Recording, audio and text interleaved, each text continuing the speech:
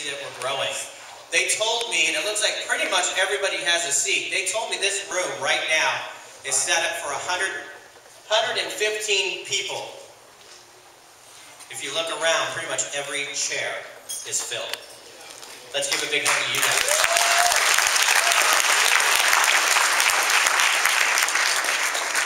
So while we're looking at this real quick, how many people here are here for the first time? First time ever? Wow.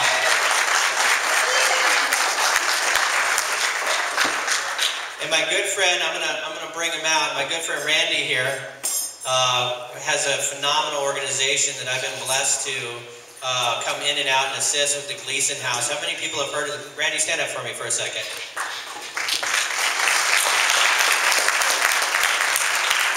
This gentleman here has a crew of people who go out under the bridges and help the homeless with their medical.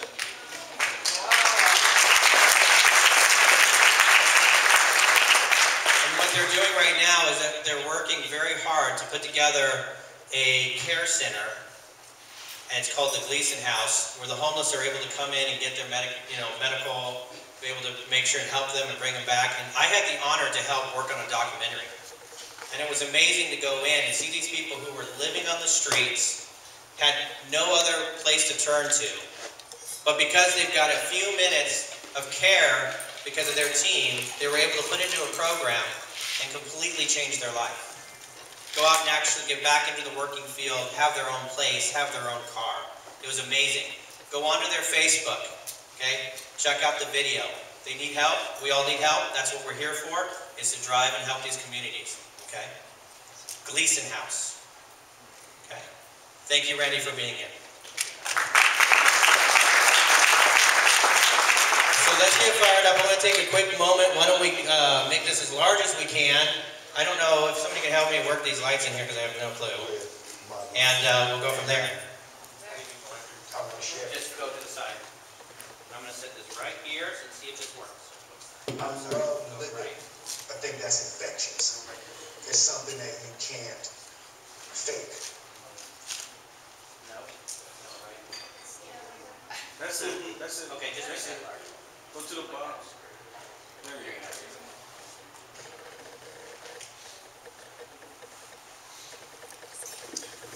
I have a great time with my life, and I want to share it.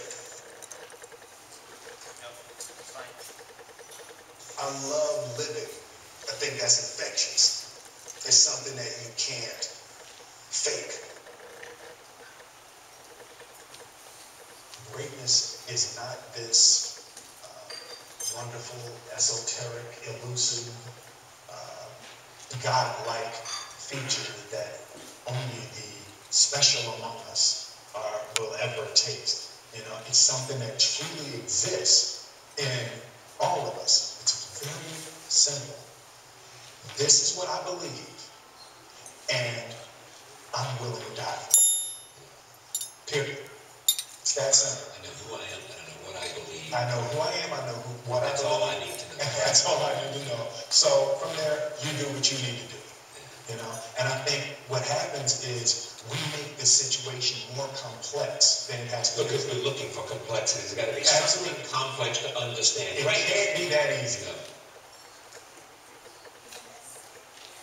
We didn't grow up with the sense that where we were was where we were going to be. You know, we grew up with the sense that where we were almost didn't matter because we were becoming something greater.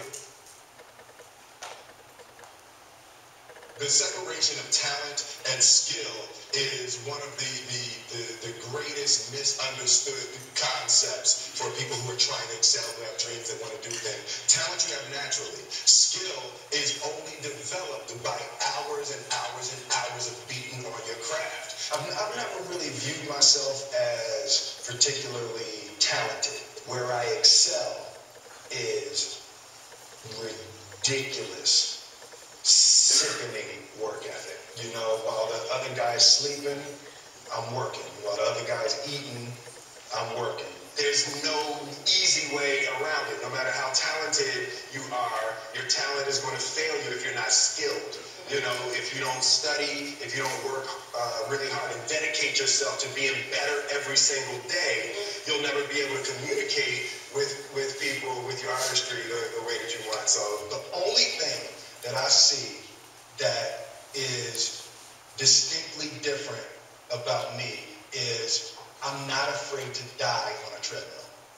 You might have more talent than me, you might be smarter than me, but if we get on the treadmill together, right, there's two things. You're getting off first, or I'm going to die. It's really that simple.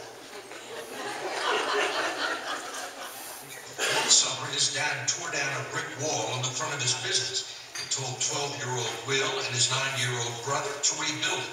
A job they said was impossible. It took them a year and a half, but they did it. And he said, don't you ever tell me there's something that you can't do.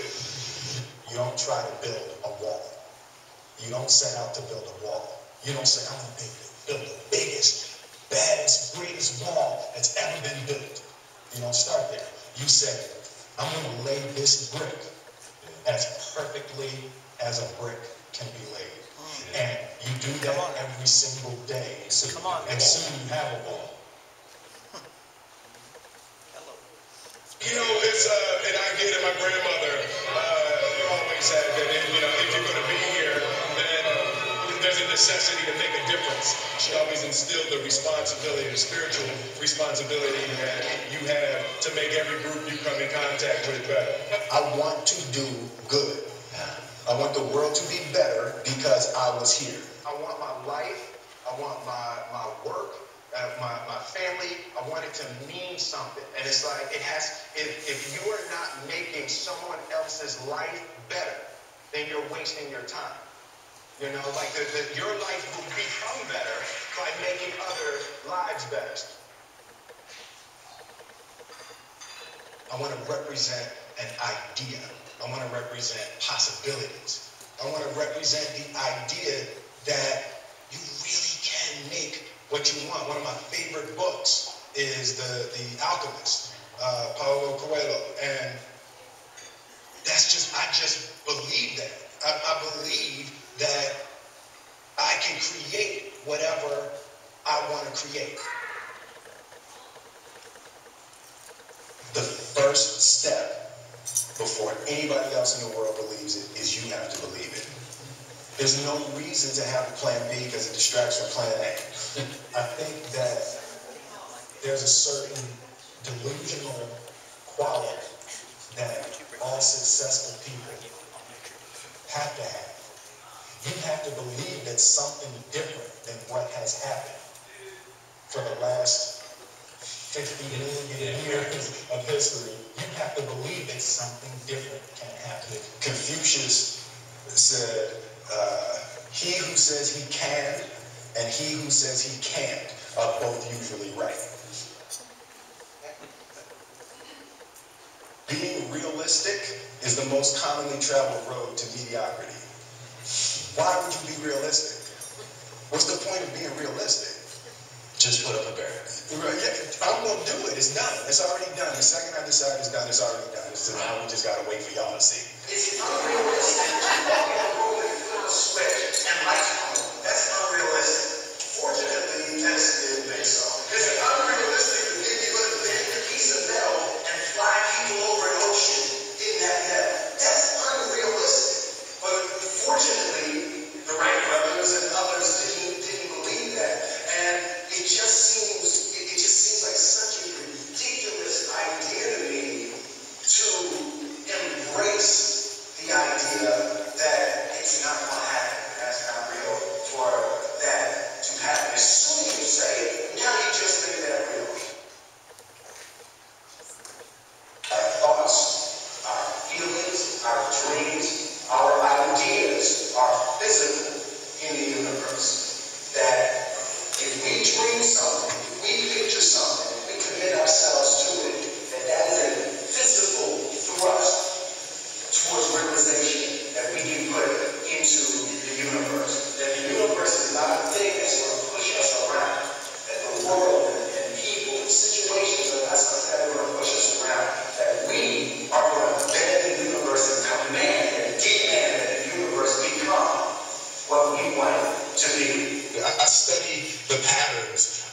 universe. There's a redemptive power that making a choice has, you know, rather than feeling like you're at effect to all the things that are happening. Make a choice, right? You just decide what it's going to be, who you're going to be, how you're going to do it. Just decide. And then from that point, the universe is going to get out your way. It's like it's water. It wants to move and go around and stuff, you know. You know, there's a flow of the universe that I've grown to know just how to go with it. I realize that to have the level of success that I want to have, it's difficult to spread it out and do multiple things. It takes such a desperate, obsessive focus. You really got to focus with all of your fiber and all of your heart and all of your creativity. I'm motivated by fear. You know, Fear of what? and fear of fear. I hate being scared to do something. And I think what developed in my early days was the attitude that I started attacking things that I was scared of. Franklin Roosevelt said the only fear you have is fear of yourself. Absolutely. Absolutely. You can't be scared to die for the truth. The truth is the only thing that's ever going to be constant. Don't ever let somebody tell you can't do something. Not even me. All right?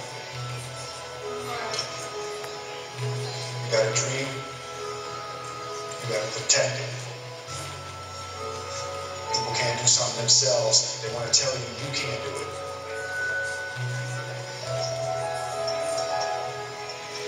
You want something, go get it. Period.